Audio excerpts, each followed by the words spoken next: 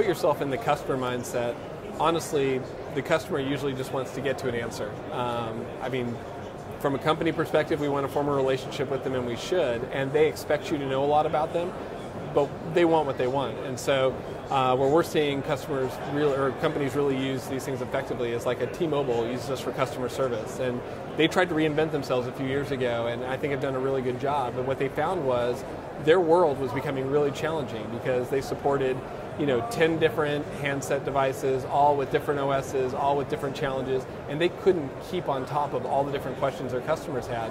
So they basically said, hey, we're going to put this platform out here that'll let you find the things you need to find, contribute back, and the customers help each other. They deflect 80% of their customer questions with customers helping each other. So it's really just changed the way they interact with their customers, and the customers are much, much happier. All their stat scores are through the roof. So people are figuring out, like, look, doing it the old way was fine when it was slower, but this new way is better for everybody.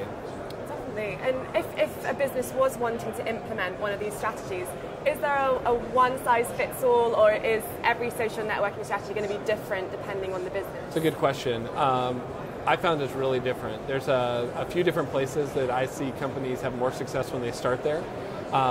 If you start with a customer channel, I think customer service or commerce is really clear and straightforward. The measurements are understood now. If you start in a partner channel type of thing where you're trying to help your partners do a better job of selling your solution, that's a great place to start. If you're starting inside with your employees, I think starting with sort of these mission-focused ideas of like, we're trying to close a deal together or do a marketing campaign, it takes the emphasis away from the technology and more on what you're trying to do, and it's easier for companies to change to the new way.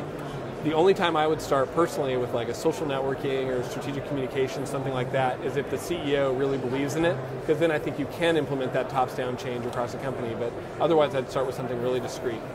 Yeah, I think that's a really good point. I mean, with implementing these strategies and things, it's changing the face of a business and how a business runs, and are we going to start seeing a difference in how we measure the success of a business? Are we going to have to start changing our metrics of how we value success? That's a good question. I think ultimately no. I think it's been a distraction to think that you need to measure things differently because of the technology. I think businesses actually will measure the same thing, right? So if you tracked customer sat, you'll track customer sat. If you track deal win rate, you'll track that. If you tracked employee satisfaction, you'll track that. I think the thing that changes is just the way we think about how we engage in these things, because it's faster, it's more iterative. There's no more 2-year projects anymore. Like, it's just not realistic. By the time you finish the project, the whole world's changed.